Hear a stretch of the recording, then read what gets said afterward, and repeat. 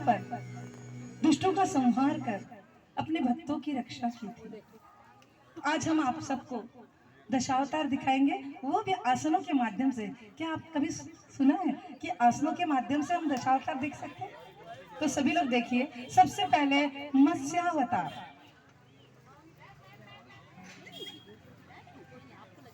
जब दानवों का अत्याचार बढ़ गया था, तब ब्रह्मा के कहने पर भगवान शिव ने समस्त सृष्टि को जलमग्न कर दिया था।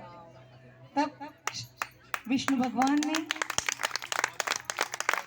वत्स का अवतार लिया था और मनु से कहा था कि तुम नाव पे सवार होना, हर प्राणी की एक प्रजाति, चारों धर्म, चारों वेद और सप्तऋषियों को उसमें धारण कर रखना। मैं नाव को एक किनारे पर पहुंचा दूंगा और वहीं से सृष्टि का संचालन होगा। तो ये है हमारा मत्स्यावतार, मत्स्यासन। पहला मत्स्यासन, मत्स्यावतार। दूसरा है कच्छप अवतार। जब समुद्र मंथन हुआ, तब मदिराचल पर्वत को धारण करने का सामर्थ्य किसी में नहीं था। तब भगवान विष्णु ने कुर्म का रूप यानी कच्छप का रूप धारण किया। यहाँ हमारी साधिकाएं कुर्मासन के रूप में प्रदर्शित है और बाकी साधिकाएं प्रणाम मुद्रा में। कुर्मासन पश्चात वराह अवतार।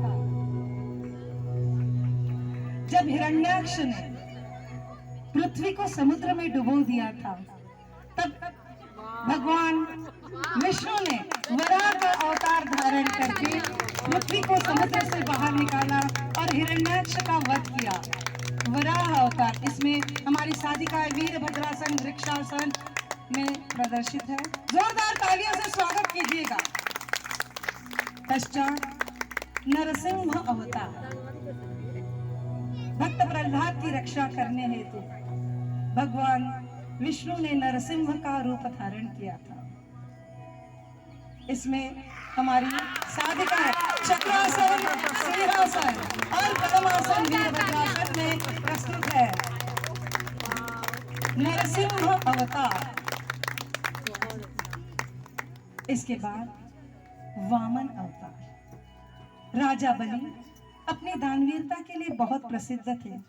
तब भगवान विष्णु ने वामन का रूप धारण कर बलि राजा से 3 पग भूमि मांगी थी।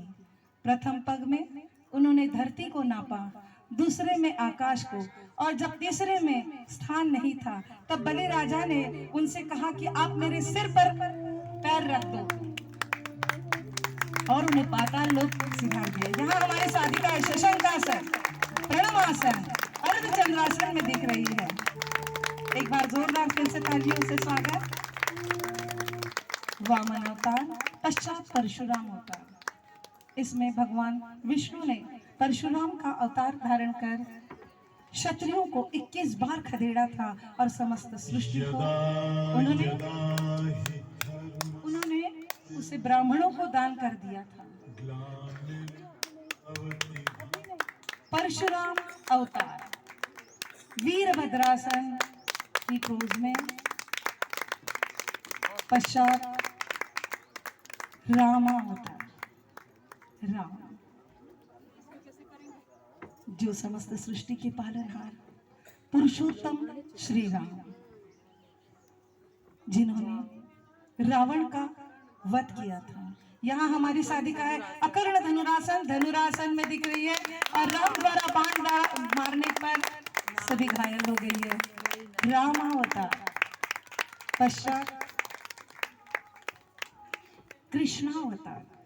भगवान कृष्ण जो 16 कलाओं से उत्पन्न हुए थे और उन्होंने कई राक्षसों का संहार किया था। उन्हीं से एक था कलिया मर्दन। यहाँ हमारी साधिकाएं भुजंगासन के तीनों स्टेप में दिख रही है। बाकी में जो पर फैलाए हुए हैं और बाजू में दिख रहे हैं, सबका जो पिंडी मार के बैठे हैं वो है अष्टांग नमस्कार आसन, और उत्थान पाद हस्तासन की इसमें दिख रही है। कृष्णावतार। इसके बाद हम देखते हैं बुद्धावतार। जब दुनिया में प्यार मिटे, नफरत की दीवार उठे, मानव में पशु जाग उठे, मानव में भगवान बुद्ध का गूंजे घर घर मंत्र अमोल, हे मानव तू मुख से बोल, बुद्धम शरणं गच्छामि, बुद्धम शरणं गच्छामि, धर्मम शरणं गच्छामि, संघम शरणं गच्छामि, बुद्धावतार। इसके बाद भगवान विष्णु ने दूसरा अवतार लिया था, कल्कि अवतार। अभी जो कलयुग चल रहा है, इसके अंत में भगवान कल्कि के रूप में अवतार धारण करेंगे। इसमें हमारे साधिकाएं अश्व संचालनासन, मर्जारी आसन, शशंक आसन, पीछे जो दिख रही है वो कमल के रूप में है, और बीच में जो है हमारा कल्कि अवतार धारण किया हुआ है। जोरदार तालियों से स्वागत कीजिए हमारे कल्कि अवतार के रूप में हमारी प्रस्तुति का। इसके बाद भगवान विष्णु ने अर्जुन को विश्व रूप के दर्शन कराए। पूरा विश्व रूप दर्शन। यदा यदा हि धर्मस्य ग्लानिर्भवति भारत, अभ्युत्थानम् अधर्मस्य तदात्मानं सृजाम्यहम्, परित्राणाय साधूनां विनाशाय च दुष्कृतां, धर्म संस्थापनार्थाय